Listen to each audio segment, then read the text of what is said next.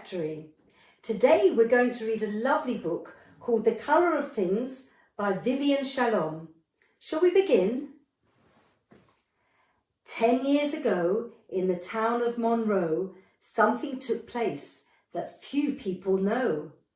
On May the 17th, a warm sunny day, the colour of things was taken away. Red, yellow, orange, purple and blue, all of these colours vanished from view. The green in the grass, the brown in the hair, all of these colours were no longer there. Nothing was left but a colourless grey. How did this happen? Here is the way. And can you see it's all grey, there's no colour in the whole of the town. Deep in the ground, in a dark dingy pit, lived Dr. D. Drainit and Madame DeWitt. This powerful duo was so evil and bad that the beauty of colours made them quite mad. Sickening and shocking, they yelled with emotion, "Let's drain all the colours into the ocean." There they are, the two wicked people, and they're taking all the colours from paints and from pictures and from postcards, and they're getting rid of all the colours. That's not very nice, is it? So they drained all the red out of a rose, and all of the pink from a little girl's toes. They emptied the green out of a parrot, and all of the orange found in a carrot. They drained all the purple in a teenager's skirt, and baby blue polka dots off of her shirt. They poured out the yellow from a butterfly's wing, and all of the colour from every last thing. Hooray, yelled the duo with villainous glee as they watched all the colours swirl into the sea. Look, it's like they're using a vacuum cleaner to pull all the colours away. They're very nasty, aren't they? And just to make sure that the town would stay drab, they emptied the ocean into their lab. Gurgling and swishing through tubes of clear glass, through loops and through spirals, the colours ran fast.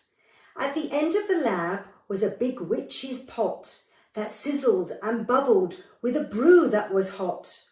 And out of the tubes the colours did drip into this kettle, a treacherous trip. Red, blue and yellow turned into grey as all of the colours bubbled away. "We did it," roared Drainit, puffed up with pride, while Madame DeWitt just laughed till she cried. And the air of Monroe hung heavy as lead, for the colours were gone, the colours were dead. Can you see all the colours have gone? It's all grey now. They've taken everything away. The folks of Monroe were mournfully sad, and many of them were terribly mad. They searched high and low, looking for red. They looked for poor yellow under the bed. They emptied their closets, looking for green. They looked for dear purple in the latrine. They cleaned out their cabinets and dumped out their drawers. They thought maybe orange had seeped through the floors.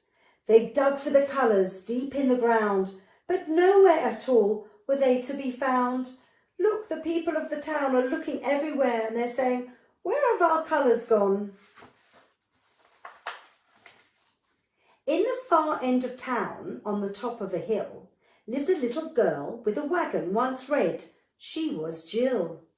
This child possessed a passion quite rare for the colour of things, like the red of her hair. Although she was only 9 years to the day, Jill knew it was wrong to take colours away.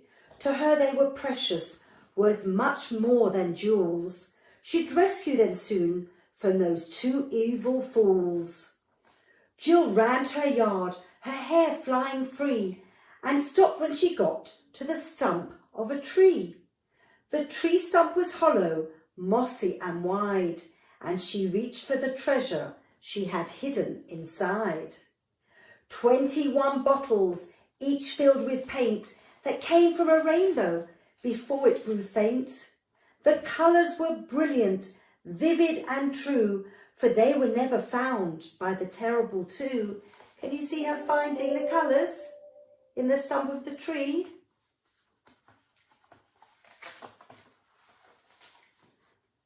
Jill loaded her wagon and dashed down the street, shouting with spirit to the kids she did meet. Come, get some paint and go get a brush. There's work to be done and we've all got to rush. Children came running from all parts of town and waving their brushes, they gathered around. Look, all the children are coming out. She said, come on, come and join me. Can you see? They painted each other, including their faces, hair bows and buttons, and even shoelaces.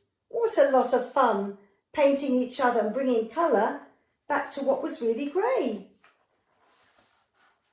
They each took a bottle and put on a smock and started to paint every house on the block. With purple, red, orange and aquamarine, they painted a traffic light, red, yellow and green. They painted a mailbox, the bluest of blue, a dog they made orange, an alley cat too. Can you see them painting? They're painting the town with all the lovely paints that Jill had. The grass they made green with some yellow mixed in. They painted a statue and gave it a grin. They painted the flowers, pink, red and white, azaleas and tulips. Oh, what a sight! They painted a robin, a blue jay, a wren. They painted a butterfly, rooster and hen. The sidewalk they painted a very hot pink with purplish polka dots. What do you think? See? All the lovely paint colours. They painted a sunset in the last of the light and worked long and hard all through the night. And after the very last star was complete, these 21 children fell swiftly asleep. They are so tired from doing all that painting.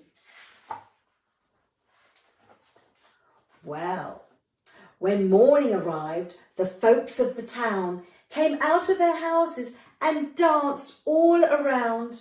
The young and the old, the women and men were delighted to see all the colours again.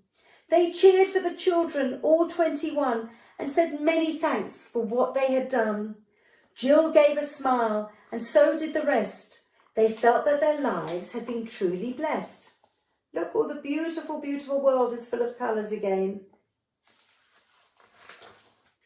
As for Dr. G. Drainit and Madame DeWitt, later that day they climbed from their pit. At the sight of the colours, they cried and they wailed. The colours are back, alas, we have failed. It's ghastly, disgusting, the two of them whined, and into their hole they once again climbed. Wherever you live, in whatever town, remember to look at the colours around. For the red of a sunset, the blue sea in light, the things you hold dear could be drained overnight.